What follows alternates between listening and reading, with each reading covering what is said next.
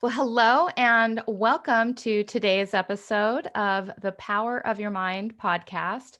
You're listening to episode number 173. I'm Victoria Gallagher, Law of Attraction hypnotist and #1 bestselling author of Practical Law of Attraction, Align Yourself with the Manifesting Conditions and Successfully Attract Your Desires. I'm also the founder of HipTalk.com and HypnoCloud apps, which gives you access to over 500 hypnosis recordings right in the palm of your hand. So be sure to download that app from the app stores today. And today I have a very special guest with me, Brian Kight. Brian Kight is the founder of dignvs.llc and the author of dailydiscipline.com, a daily memo on personal discipline with over 32,500 subscribers. Its central mission is to help people build the discipline that they need to accomplish what they want as fast and reliably as possible. He is an entrepreneur, speaker, and advisor to businesses, sports teams, and schools. Brian has spent 17 years serving clients to raise the standards of leadership, create a disciplined culture, and align behavior to produce results. His ability to help people understand and execute simple skills with elite discipline, both personally and professionally, is what makes his training systems so practical and powerful. Brian simplifies the complex so that leaders, people, and teams can align their efforts and accelerate performance. And he can be found at T. Brian Kight. And Kite is KIGHT.com. So T Brian KIGHT.com, and that is for teams and businesses. And then for personal people, for just your personal enjoyment, you can go to dailydiscipline.com. And today, Brian's going to be sharing some of his insights on discipline as the shortcut. So welcome to the show, Brian. Hey, Victoria, I appreciate you having me and all the listeners. I really appreciate being here with you all. Yeah, I appreciate you being here. And I absolutely love this topic because I feel like if I was given a middle name, other than the one that I have, if your middle name could be a quality that you have, discipline is definitely up there. Like I am a pretty disciplined person, but we could all use more discipline. And I really strongly believe that it is like such a key to life, such a key to success. You have to have discipline because from that, everything else ultimately is possible. So thank you so much for, being here. Of course. Yeah. If I had a middle name, it wouldn't be discipline because, well, first of all, you already know my middle name, Brian. So the T is my first name. My parents named me Timothy, but they called me Brian. So I don't know what it means where parents name somebody one thing, but call them something else. I guess that's a thing now, or at least it was when I was born. I don't know. But it's ironic a little bit, or I don't know, maybe it's perfect of, if I had a middle name, it for sure would not be discipline. For me, discipline is 100% a learned skill and not a natural one.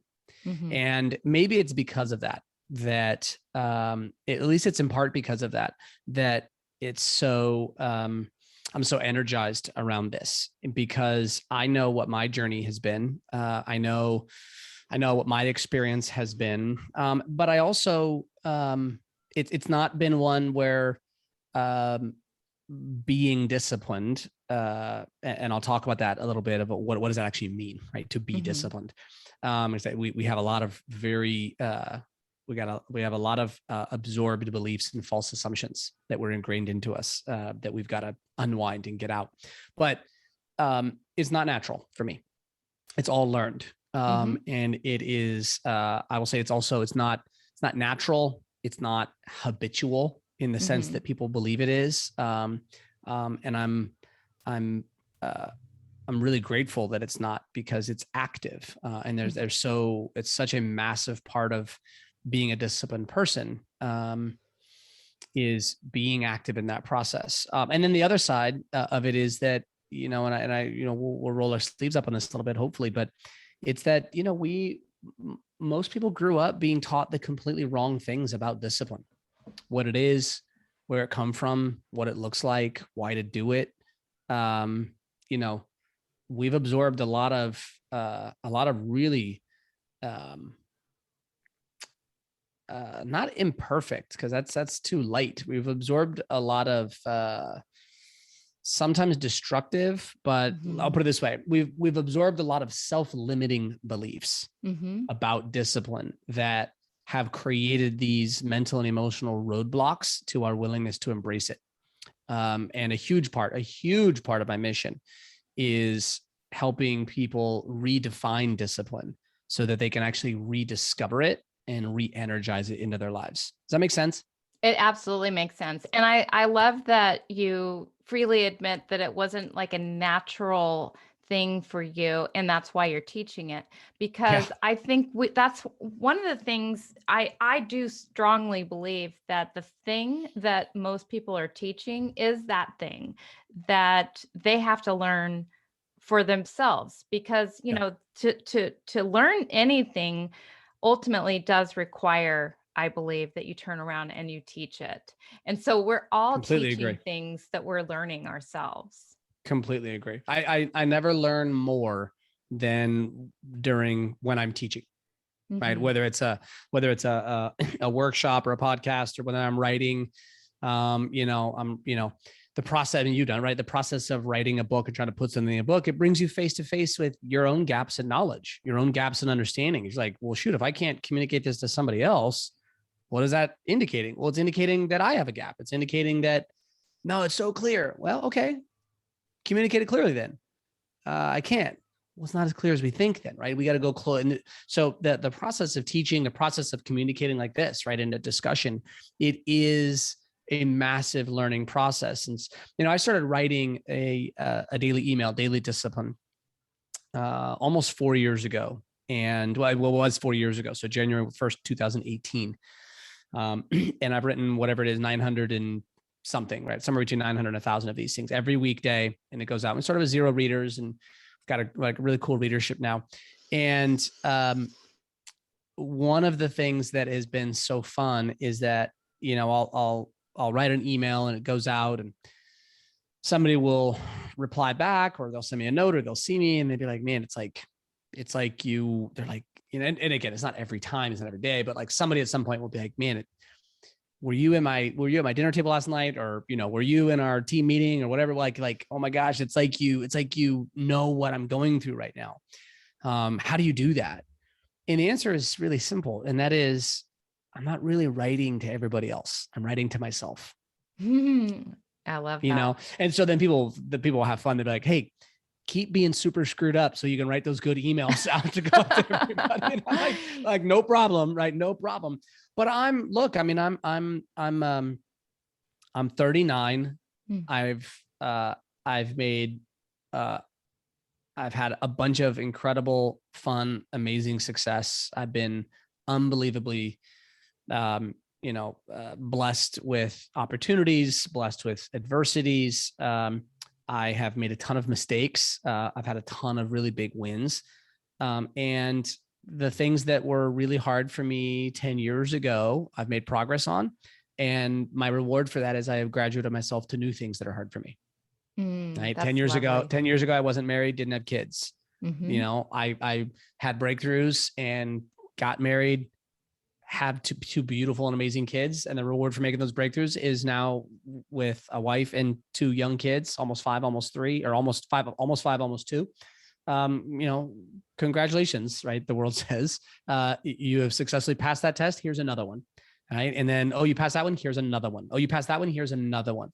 And so for me, I'm never arriving. I'm only becoming, which I'm pretty sure No, some musician said at some point.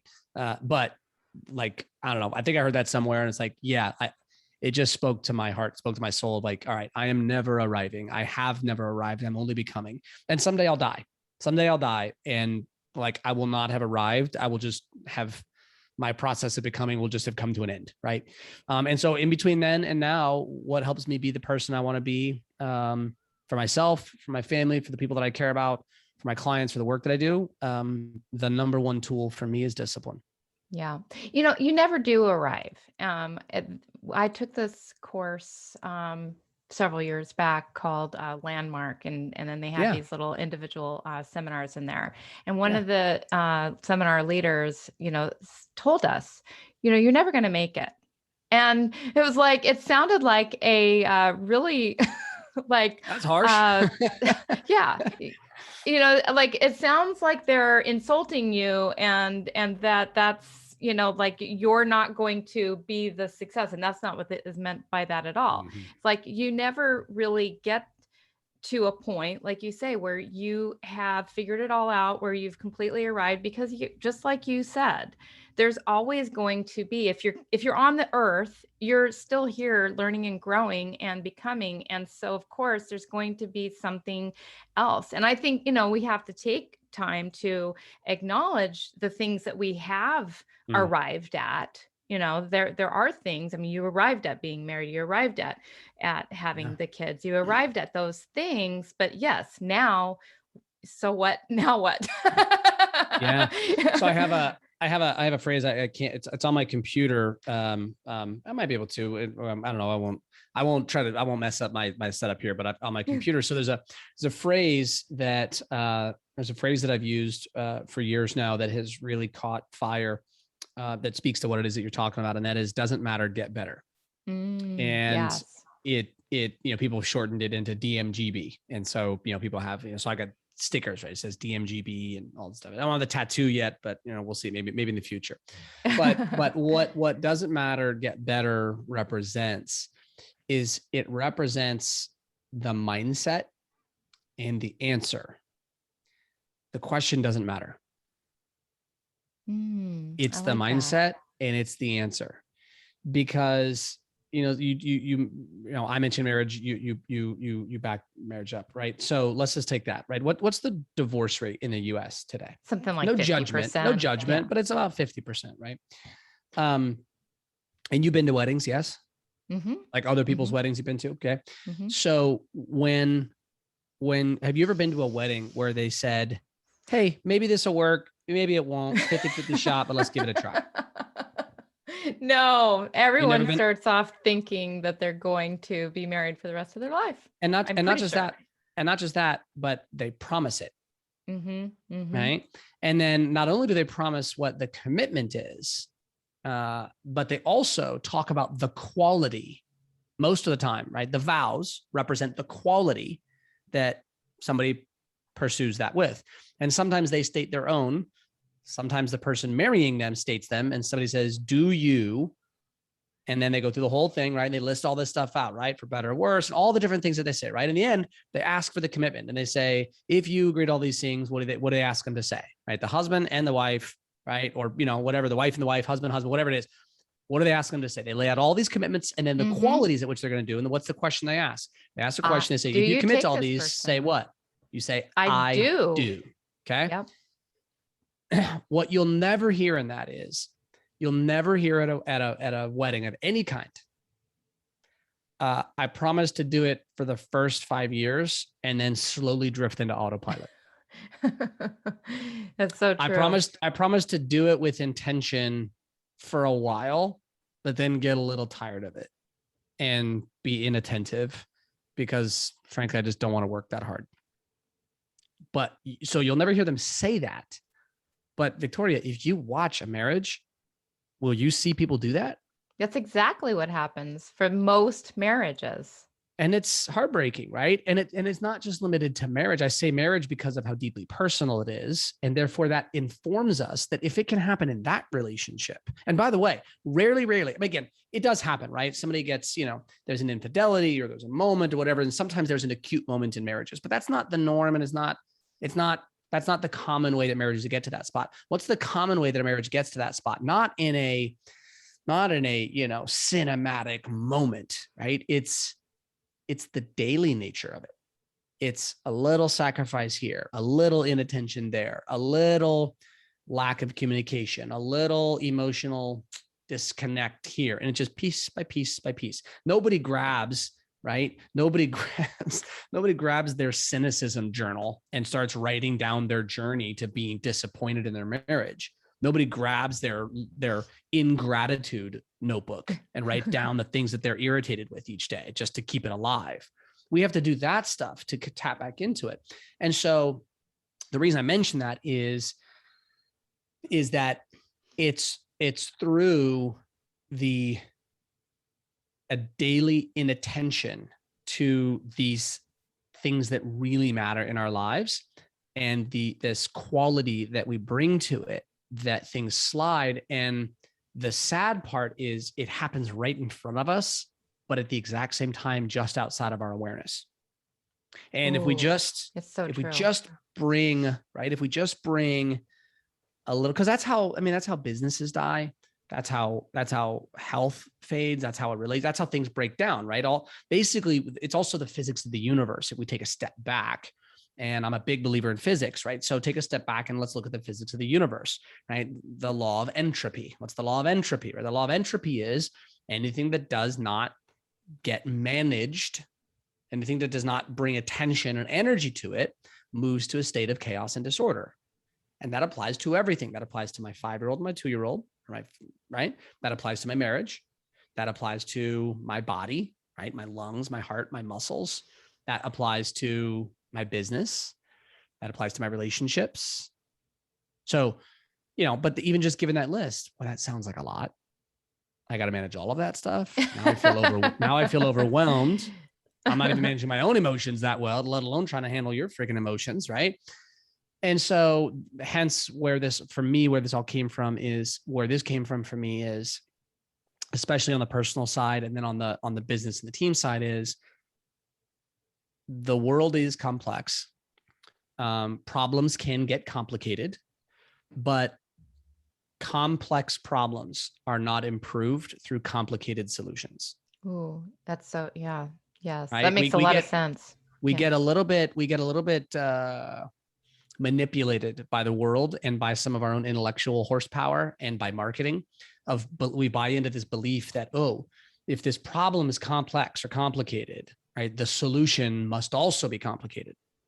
And we start falling in love with these things when in reality, complex problems are solved through simple solutions. Solutions. Because if we add if we add complexity on top of complexity, if we take a complex problem and then add some complex set of rules, protocols, supposed to, shoulds, tools, whatever it is, we're done.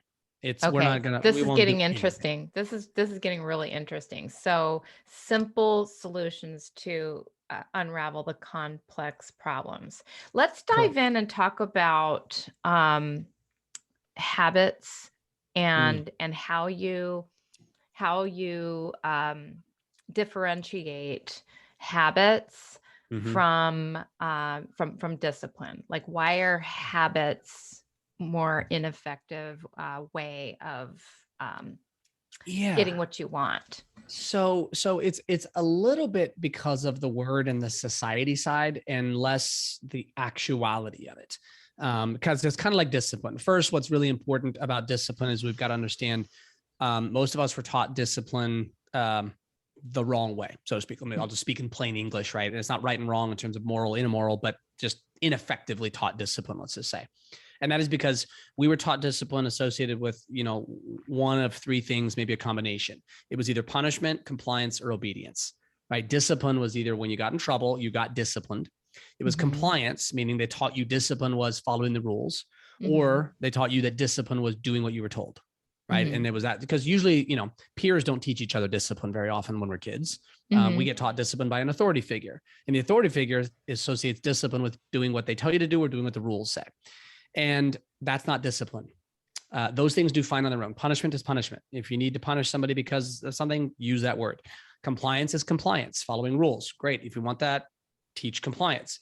Obedience is following authority or whoever's in charge or doing what you were told to do. If you want obedience, teach obedience. Discipline is something else entirely. Discipline is choice. That's what discipline is fundamentally. Discipline is choice aimed at an objective or a purpose at a standard.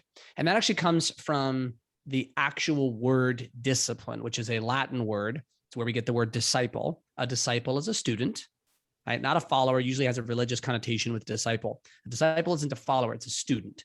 Now, if you're a student of something, right, you're a follower of a particular practice, well, then you're a disciple of blank. But even that is like, I'm a disciple of the person who teaches X, Y, and Z. I'm not obedient to them. I'm a follower of their teachings, right? A student, and ultimately. Right. And I have discipline because I'm practicing their teachings, but I'm doing it through choice, not because I have to, or I'm supposed to, or there's a rule. So if I choose to get up at 5 a.m. every day and do my meditation, that's discipline. Correct. Or if you do it at 10 p.m. The point is this, the disciplined person gets up at 4 a.m. No, you get up at 4 a.m., which is great. But if that person doesn't get up at 4 a.m., it's not because they lack discipline. Now, if they say, I'm going to get up at 4 a.m. and then the alarm at 4 a.m. goes off and they look at it and they're like, oh, I feel really tired. I don't want to do this. It's really cold out there. And they lose that moment of choice because their impulse gets the better of them, then they lack discipline.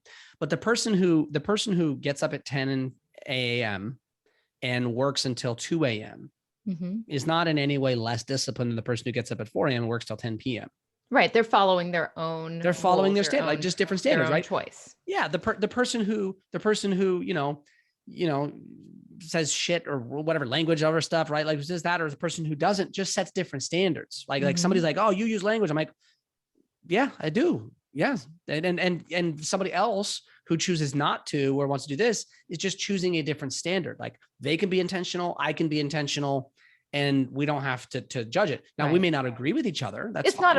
It's not about values. You could be disciplined to smoke cigarettes. That's the discipline. You could be a discipline-driven carjacker for all I suppose, right? Now, look, but here's the point, right? The choices, purpose, objectives, and standards you set have consequences, right? So what I don't want to associate is I don't want people to associate ethics with discipline. Right. That's not the same, right? Like, look, if you have a set of values that people don't enjoy or, get you ostracized because, you don't treat people well, you're just going to face those consequences. What I want to make sure that people have is they've got the discipline to choose in a way that's aimed at objectives, at standards that they are actively participating in the standard that they're going after. Okay. So that's first what discipline actually is. And it's the intent of the word discipline where it comes from. And that's the Latin word, right? It's to be a student of a set of standards and to practice them. Okay. I want that to be active choice, not letting somebody else tell me what my standards need to be. I want to choose those standards. It's an internal versus an external. Okay. So that's number one. With that said, you asked about habits. Here's where people start getting sideways on habits. And let me just ask you, okay, why do people try to create habits? What is it with it? There's this, and I'll call it a fascination because I think it is. Why are people trying to create habits as opposed to just making really great choices? What is it about habits that people are in pursuit of? What do they want? And I don't mean just the end objective, because I everybody wants the end objective. Why habits? I think the word systemize their life kind of comes to mind, and they ultimately are looking for a positive result, a benefit, whatever benefit that they believe that habit is going to give them. If they're in the habit of eating good food every day or drinking water every day, they want the health as a result of that. So whatever they believe, they want to feel good.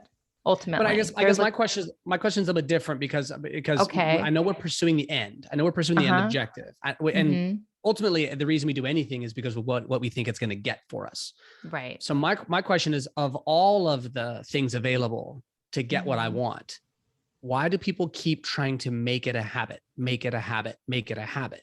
What is it about the habits in particular, or the nature of a habit, that somebody thinks that's the thing I need? I think it's got to be a habit for me. I mean, isn't it just because they want it to be an automatic part of their life? There you go. Okay. That's it. It's the desire for it to be automatic, which means I don't really have to work that hard for it. I don't have to think about it. It just what? It just happens. And that's the problem is, look, habits are very real, of course. Okay.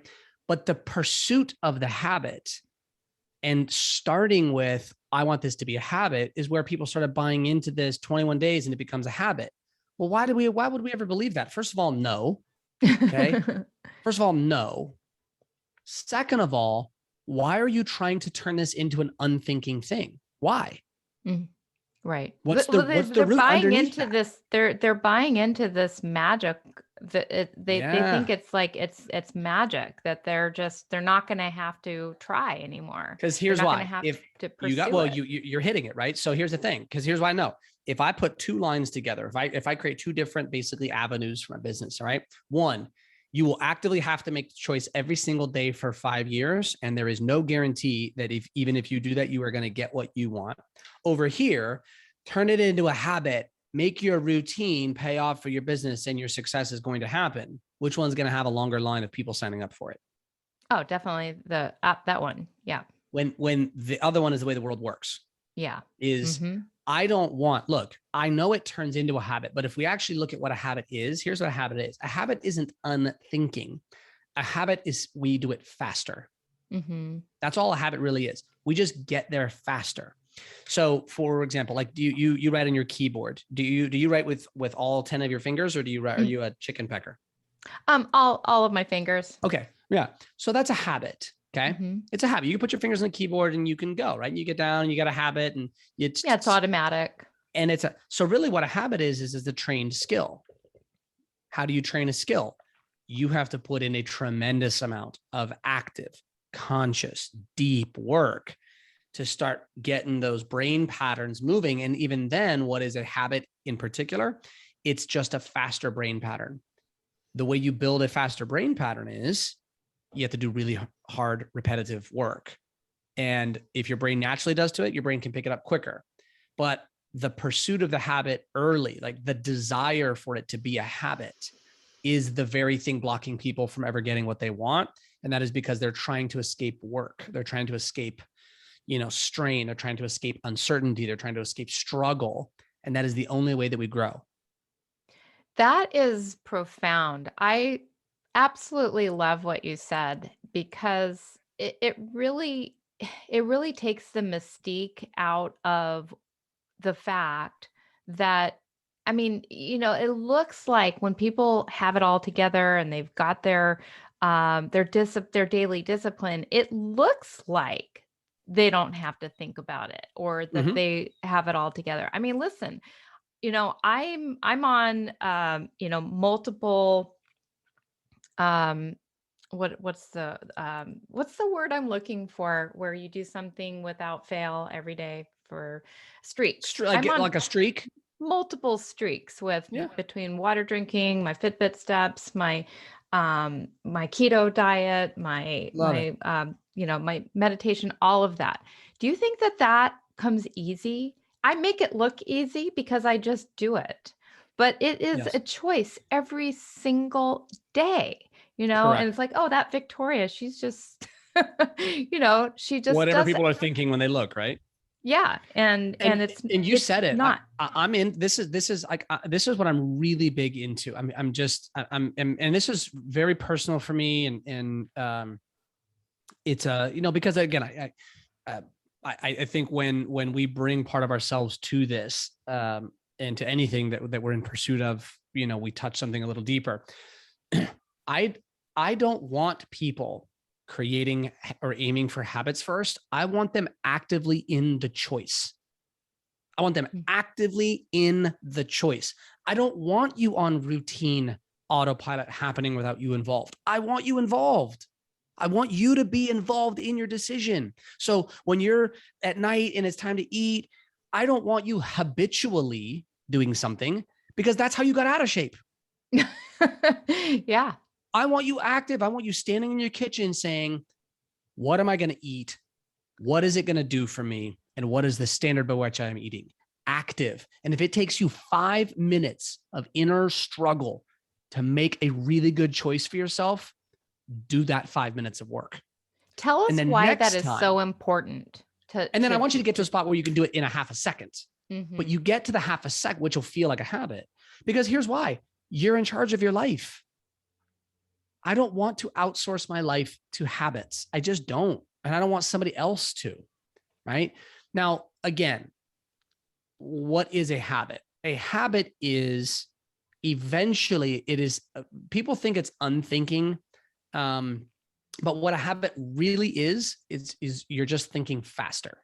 Mhm. And this is why people have such a hard time creating habits, is because they never actually learn how to make the decision. And because they never learn how to make the decision, they're dependent on external things. They never build the internal muscles. They never build the internal systems and frameworks. So for me, the more you're active in the choice, the more you are choosing, you're setting the objective, you're setting the standard, the more ownership you have of it, right? That's The so more you're true. learning about yourself and your environment, and then how you and your environment are interacting.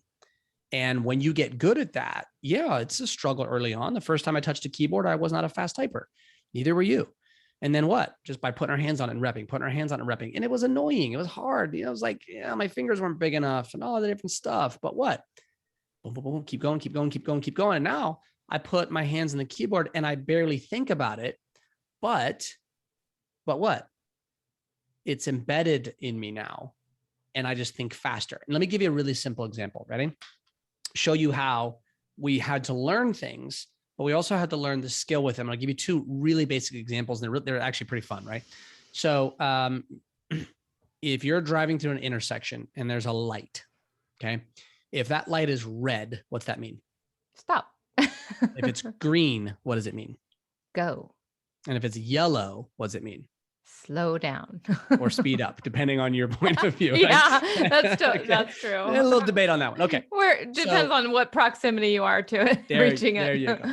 What level of thought process do you put into red, yellow, and green as you're driving through a light now? Not much. Not much, right? Like it's It's drive just automatic. It's just boom. Okay. But here's the thing. All it is you just process faster.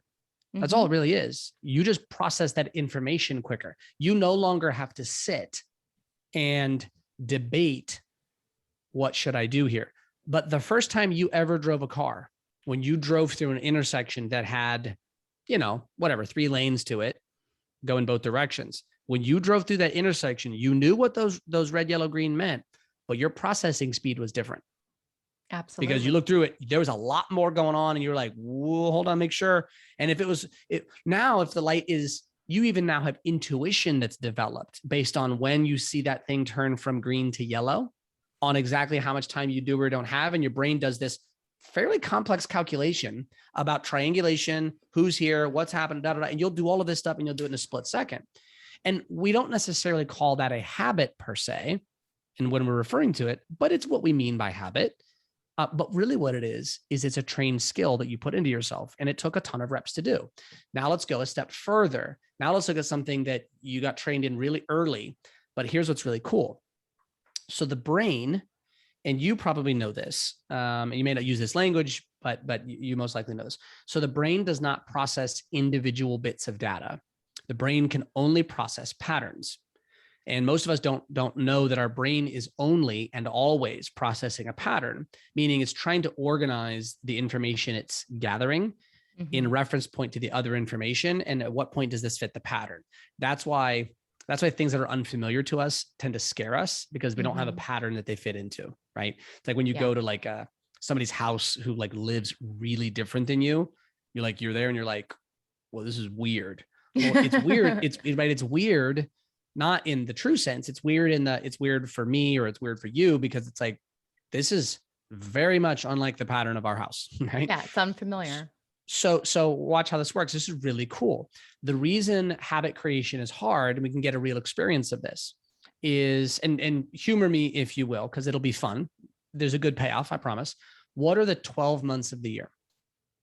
What are they? You want me to what are the 12 months of the loud? year?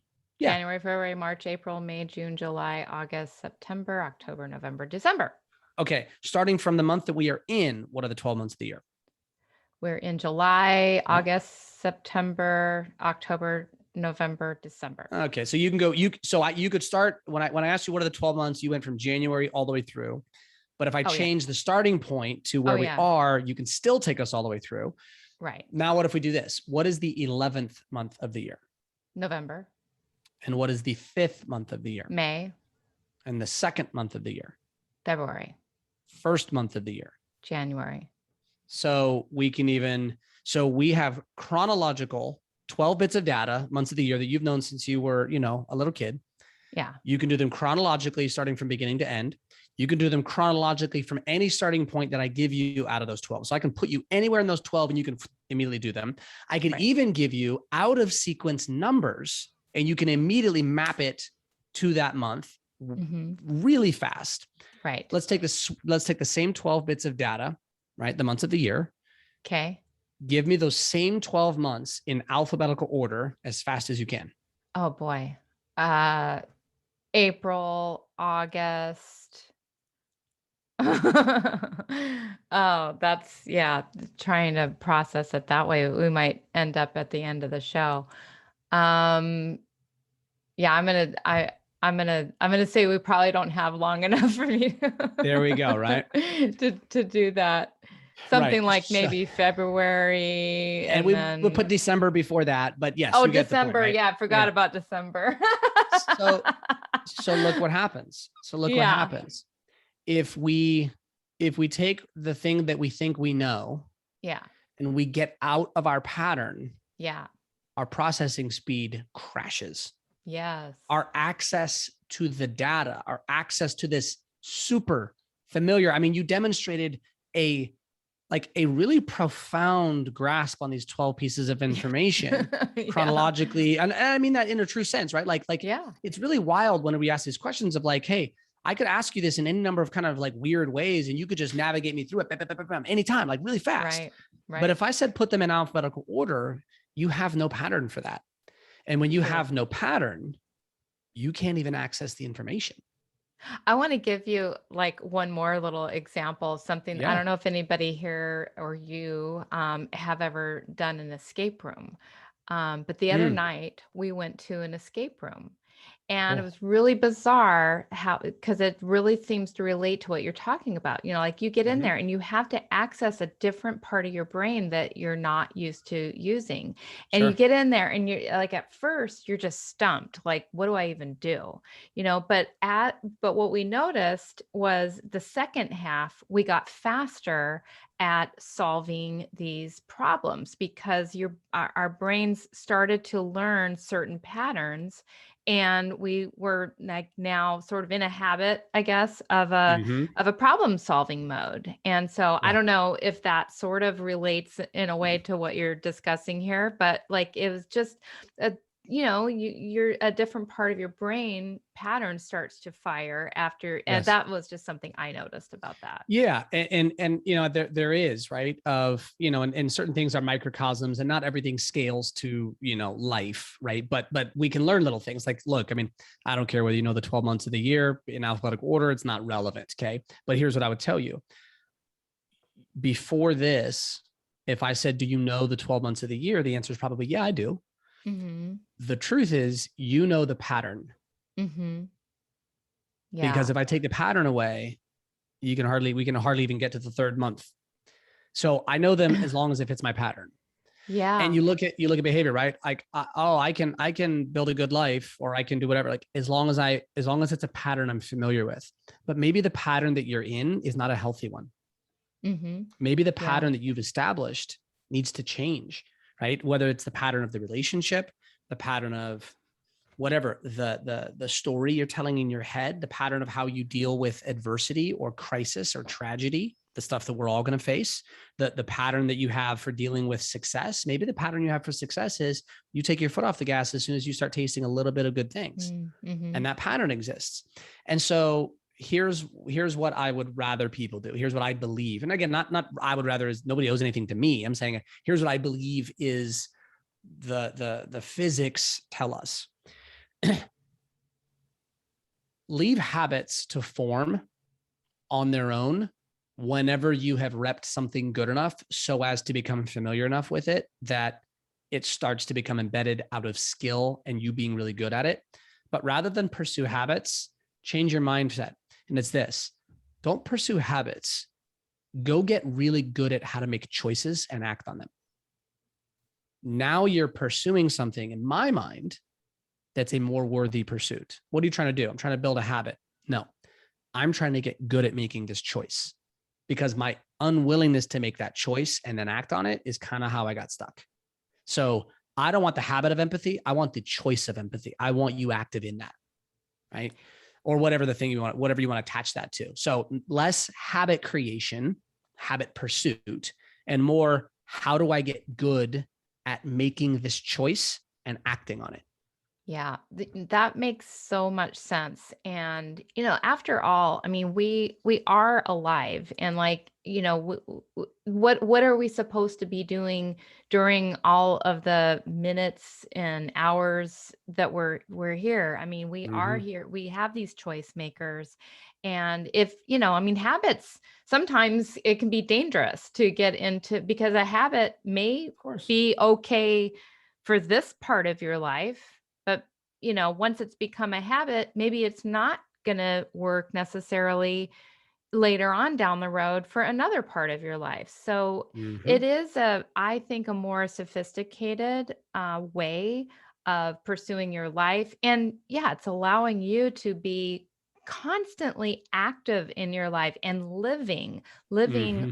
by choice and by Yes. design. You're the one, you're always in charge, and you're Mm-hmm. always making the right choice for yourself at the right time.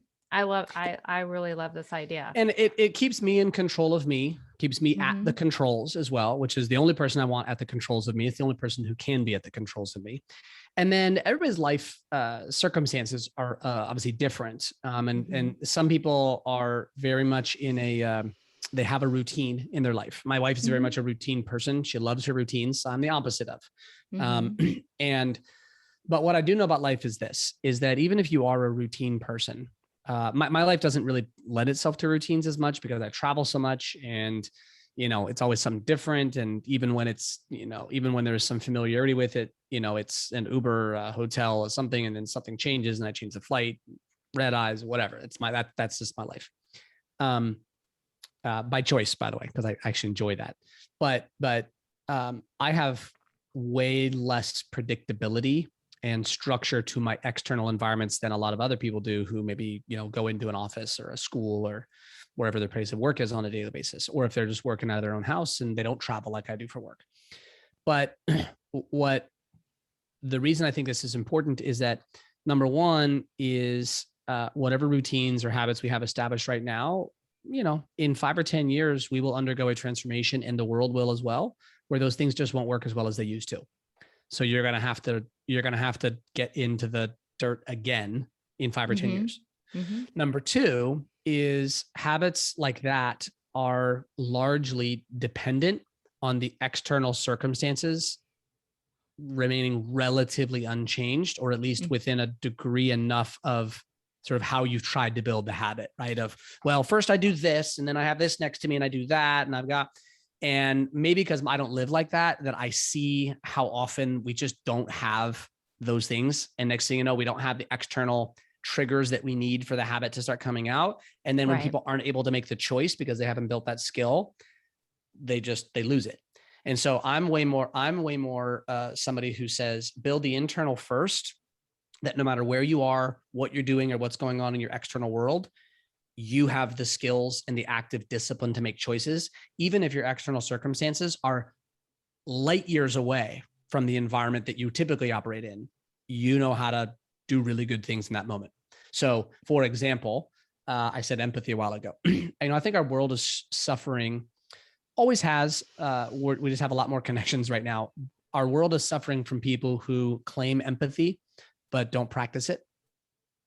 They claim care and consideration, but only for people who agree with them. Mhm. And one of my big things is, right, if you don't apply the principles that you believe in to the people that you disagree with, you don't really believe in those principles. Oh, And oh my goodness.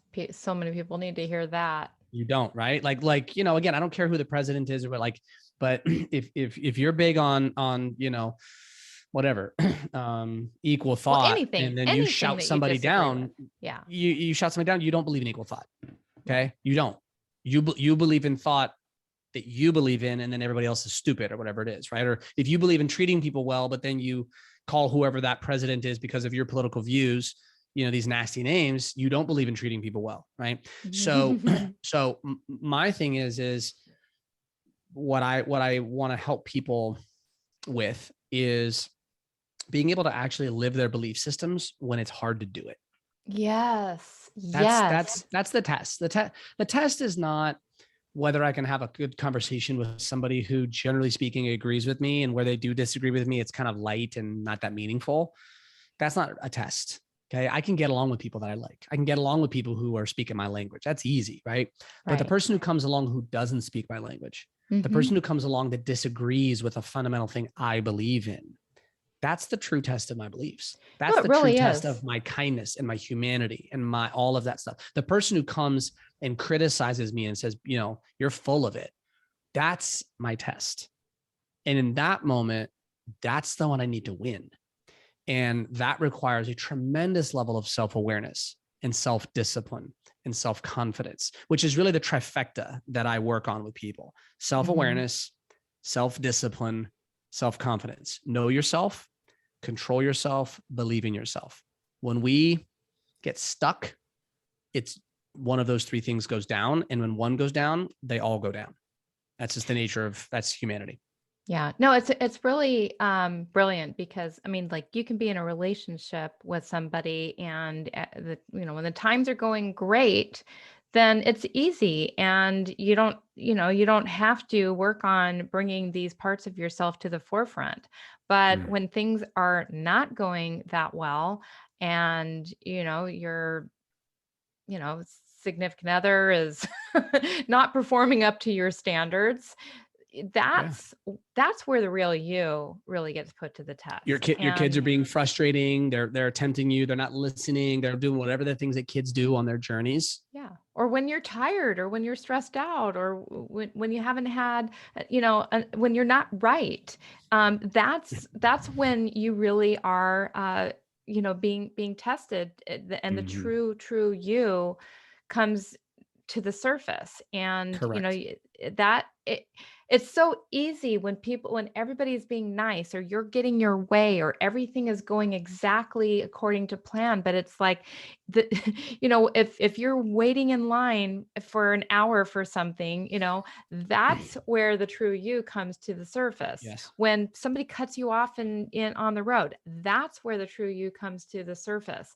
When your business has gone 6 months without turning a profit, that's where the true you comes to the surface. When life is easy, there's nothing to it. There's nothing to being a human being. It's easy. So and that's, I really honor everything that you're saying. Yeah, that's just, I'm thinking, I guess I see, Victoria, people are trying to build habits for calm seas, and I'm trying to teach them skills for storms. Yeah. Because look, the storm might be traffic, but the way that you manage traffic is connected to how you deal with the call that you have cancer. Because if you don't handle traffic well, what's your hope for when you get a call that you have cancer? What's the hope? It's the same head and heart. It's the same mind and body. And we're out here with a delayed flight, or a politician tweeting, or, a spouse who didn't take out the trash, or whatever it happens to be. Like, no, like, this is bigger than that. And this happened, right? Last April, my dad got diagnosed with stage 4 prostate cancer. And, and my first thought, was I started looking at principles, and I heard somebody say one time, I heard somebody had a conversation. I was maybe 21, and they were having a conversation about somebody's kid had cancer, I think at their church. And I was hearing this dad, good guy, he was having a conversation about, oh, it was so sad. And he had a couple young kids. And he said, man, it's so heartbreaking, all of this. And he's like, look, he's like, I just don't know if my kid ever got diagnosed with cancer, it would really rattle my faith. I don't know that I could believe in God if my kid got cancer. And it, like a ton of bricks, it hit me just how selfish and weak that perspective was. No judgment of that guy, but how selfish and weak it was that his belief in God was built as long as his kid didn't get cancer, but his faith in God was fine if that kid got somebody else's kid got cancer. Right. Well, and that's a And it was, lot of people's perspective on God is like, well, God doesn't exist because if he did, he wouldn't allow all of this bad stuff to happen. yeah. And And I'm not even commenting on the presence or absence of God. For me, that right, wasn't really the thing, right? But the point was right. this. The point was what kind of person? Yeah. And it's this. What does it mean if when I get cancer or my dad gets cancer, I say, why me? Mm-hmm. What does that mean? That means that at no point did I consider that people get cancer and die every day. Yeah. That somebody's son was born with leukemia, somebody's daughter was born without arms or a cleft palate or whatever. But it's not until it happens to me that my victim head turns on. I get it. And I remember hearing that saying, never be that guy, BK.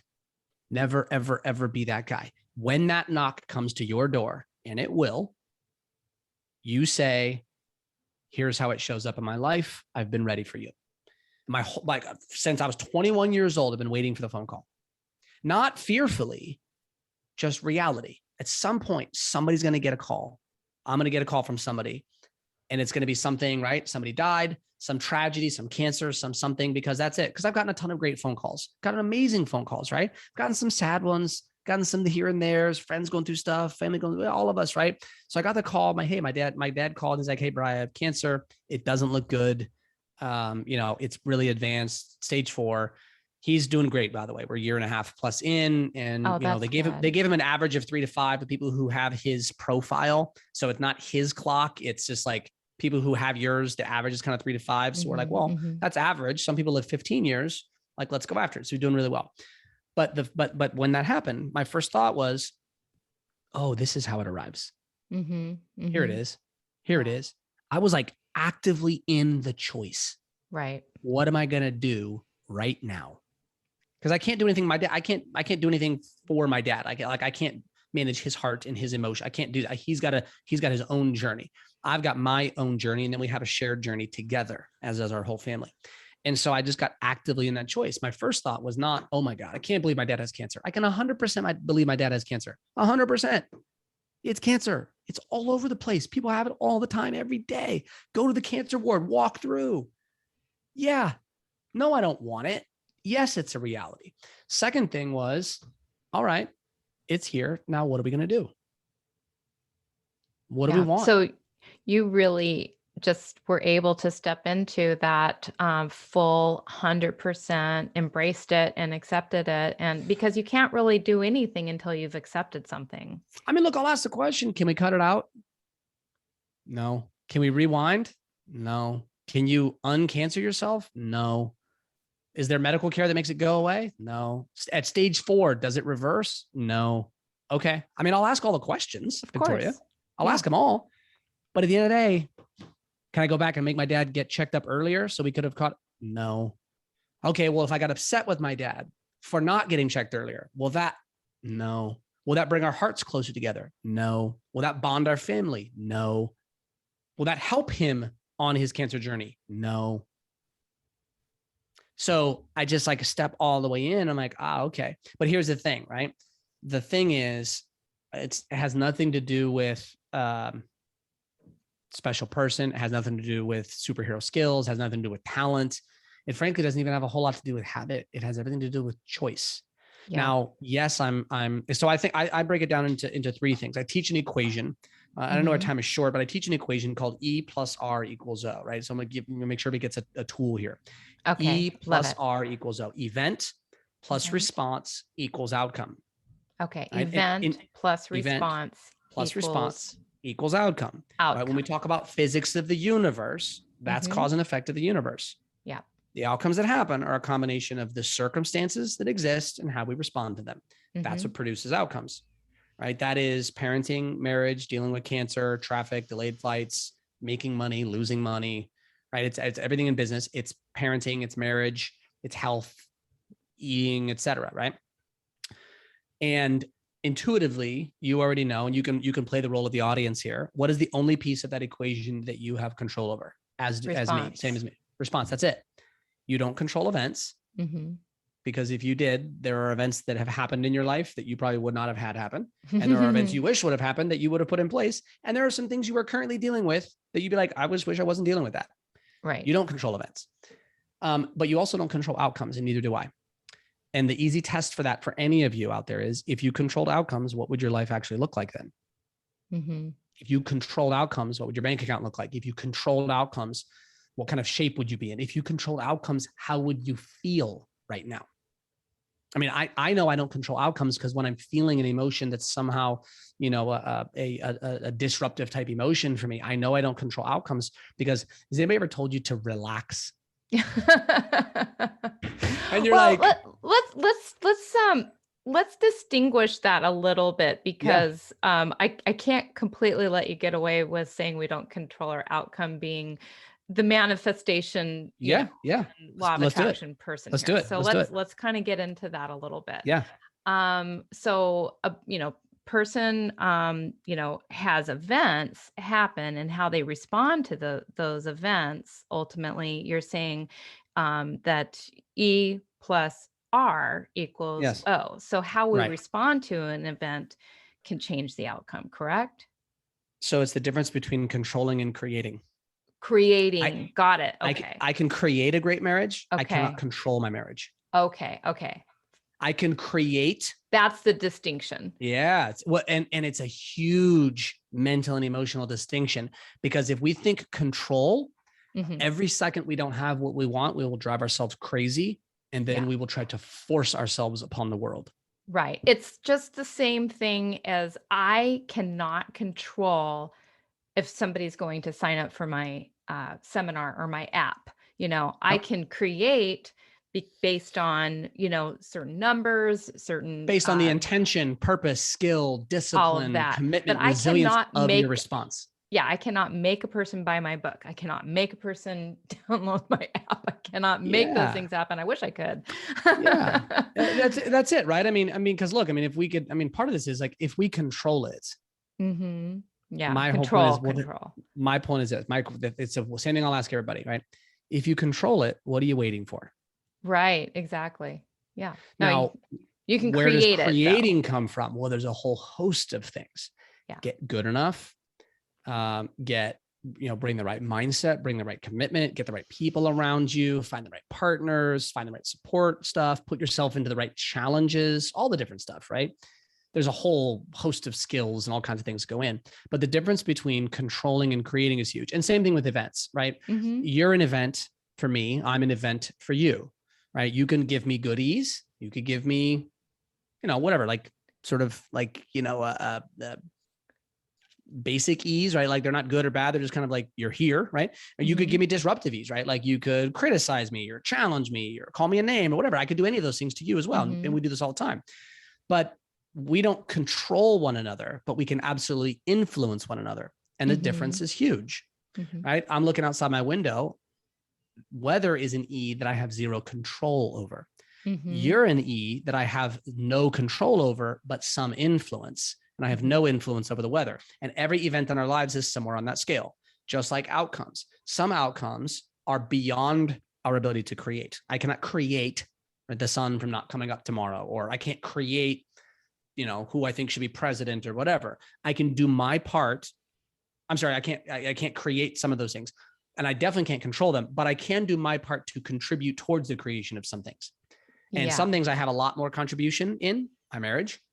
Some things I have a lot less contribution in. Whoever is president, I get one vote. Maybe political activism. If I'm into that, I'm not, right? So like everything scales on that front. Right. So we think about E plus R equals O. That's the tool. And you can apply that and overlay that onto anything that you are dealing with. So if you take E plus R equals O. I love that simple formula. I love it. And it explains cause and effect, right? It Mm-hmm. explains, well, how did I get to this place? Let's just look at E plus R equals O. What outcome do you have? What response have you engaged in to the circumstances that you've been in? That explains it. Mm-hmm. Right. Yeah. That explains how we got here. And Now you may not response, like. I like to, I like to elaborate on that a little bit, because Mhm. response is, it's our choice how we respond to Mhm. anything. Always. And I like to take that one step further. Response, our ability. So Yes. that's saying, we are response Yes. able Yeah. for. So yeah. So what I call that is, because we got that right, it's our response ability. And some people have kind of played with that word. So Mm-hmm. what I boil it down to is I boil it down to strengthening what I call my RQ, RQ, right? responsibility quotient, Response response response, quality. Okay. response So obviously quality. IQ is my intelligence, Mm-hmm, right? mm-hmm, EQ is my emotional intelligence. mm-hmm. RQ is my response quality. If intelligence is how smart I am, emotional intelligence is sort of how well I understand myself and relate to other people. The missing piece is the action required to create the things that I want. That's Mm-hmm. the next component. So response quality comes down to three things. Response quality is the combination of three things: our mindset, our skill, and our speed. So Mm-hmm. with E plus R equals O, it's what you want to get good at, what you want to build your reps in and get your system right in is, number one, do you have the E plus R equals O mindset? Do you see the world through that lens of E plus R equals O? Mm-hmm. Am I Mm-hmm. looking at in traffic? What do I want? What am I dealing with? How do I need to respond? When I get a call for sickness or whatever, all right, what do I want here? What am I dealing with? How do I need to respond? If I'm doing something basic, dealing with a client or whatever, some of my kids, whatever, it's okay. What do I want to happen here? What do they want to happen here? What's the circumstance we're dealing with? How do we want to respond? It's a really good, just look at that lens. The Mm-hmm. skill, right? And then knowing what I control and what I don't, what I can Mm-hmm. influence, what I can't, what I can create, what I can't. The skill is being able to do that and be in control of yourself through it. That's what the skill is. The And then the skill things is that to go be into able it. to inquire, what do I want, and what is No, my response, it's actually to get clarity to get on those clarity. three things. That's it. So the mindset is seeing through the lens. The skill is getting clarity and acting on it. So clarity of my circumstances, my events, clarity of the outcome that I want, and being in control of what I'm choosing there, right? Mm-hmm. And then clarity of what response I'm bringing, and can I bring that skill to the table in my response, right? So if I'm, the skill is I come home and I walk in and I get a sense that maybe my wife is frustrated. Mm-hmm. I just get a sense. I pick that up in the E. Okay. And immediately what's my skill? First is mindset. Am I even looking for what's going on? Am I even looking at my circumstances and targeting, trying to am I seeing any of that? Skill is, all right, I pick that up. All right. Immediately I'm not going to react to what happened to you today. Right. I'm not going to react like that, because that's obviously going to add a bad R on top of a not ideal E already. Right. Mm-hmm. I'm going to look and say, all right, what outcome really matters here? Mm-hmm. Okay, well, you know what? I'm going to look at the E. Well, my wife's been with the kids all day, seems Mm-hmm. frustrated. I'm home. Mm-hmm. She says, okay, I can look at it. So I'm raising my awareness of my circumstances. Yeah. And then I'm targeting an outcome. What do I want? Okay, well, let me try to give my wife a break. Let me get her. Why? Because I want my wife to feel great. I want my wife to be appreciated. I want her to be fulfilled as well. I know I just had a long, hard day of work as well. Maybe another alternative is, maybe the outcome is I need 5 minutes so that I can go get my wife the next hour and a half, Take 2 care hours of off, yourself whatever it so that is. you can be there for her. And so the skill is actually looking at the reality of what's going on and then getting clarity, making decisions and acting on them, and being in control of that process and actually doing it, as opposed to letting autopilot run and, impulses and all the different stuff. And then the third is the speed. It's how quickly can I actually do that? Mm-hmm. Because have you ever figured out the thing that you wish you would have said a couple days or done a couple days too late? Yes, absolutely. So in seconds those moments, after you say the thing, sometimes seconds after, right? Well, that's the other.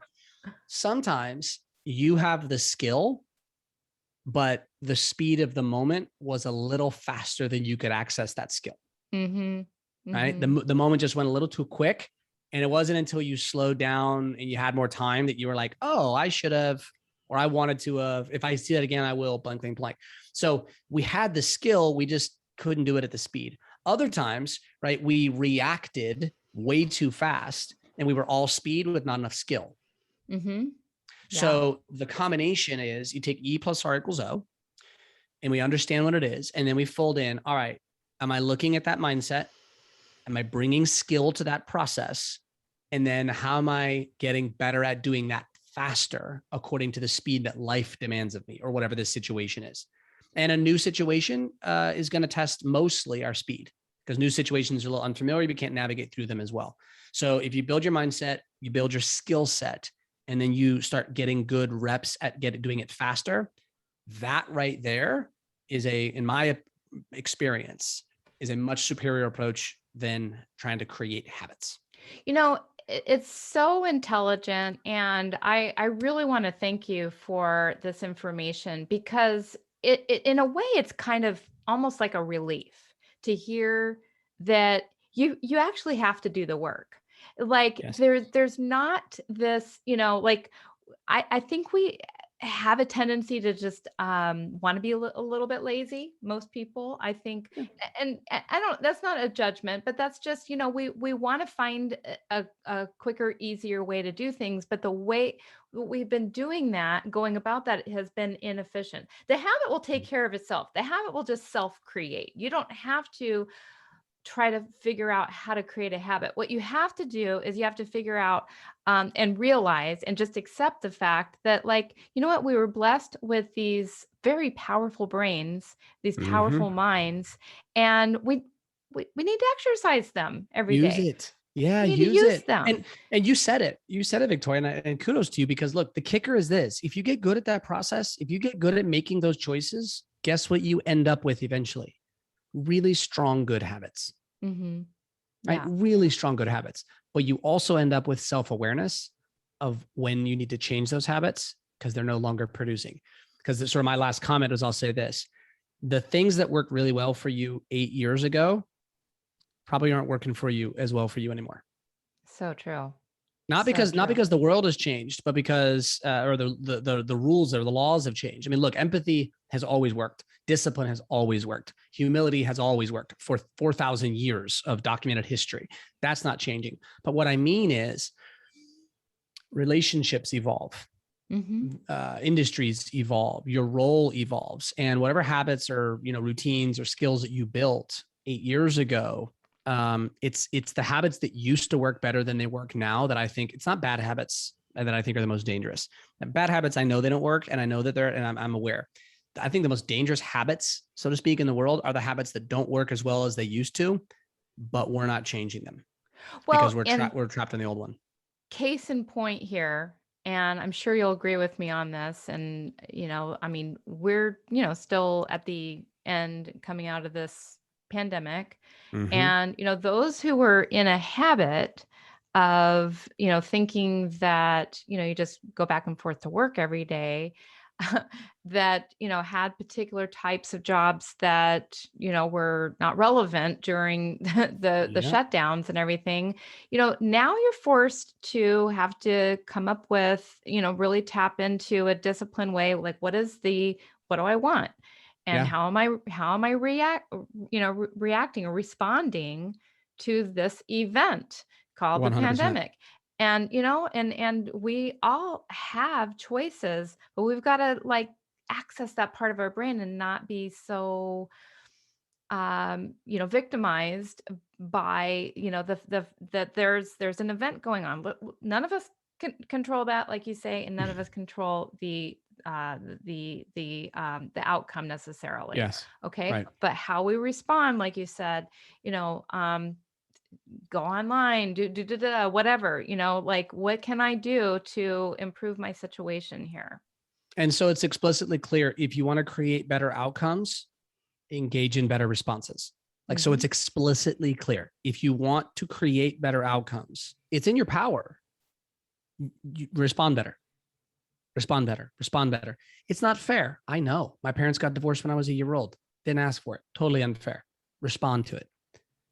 I'm not going to go back and make my parents get married again so I don't have. No, that was my circumstance. I was born into it. Respond to it. My dad has cancer. It's not fair. Of course it's not. Nobody getting cancer is fair. Respond to it. The world is this, the pandemic, none of it is fair. Once we start getting away from that and we start looking at, okay, that's why I like that tool, because the tool forces me to embrace both realism and optimism. Realism about where I am and what is going on, optimism about what I can do to create the things that I want and value and believe in. Perfect. Very well said. Very well stated. This has been a pleasure. And so, for people who want to really work on developing their brain power and create more, ultimately create better outcomes for yourself, Yeah, you have a free daily email that people can sign up for I do. at dailydiscipline.com. Do you want to mention any more about that, or is Yeah, so that it's just, I mean, it's free. It comes Monday through Friday at 6 a.m. Eastern time. I've been writing it for 4 years now, and haven't missed a day in Monday through Friday for 4 years. So written, I don't know, 900 something, somewhere in that window.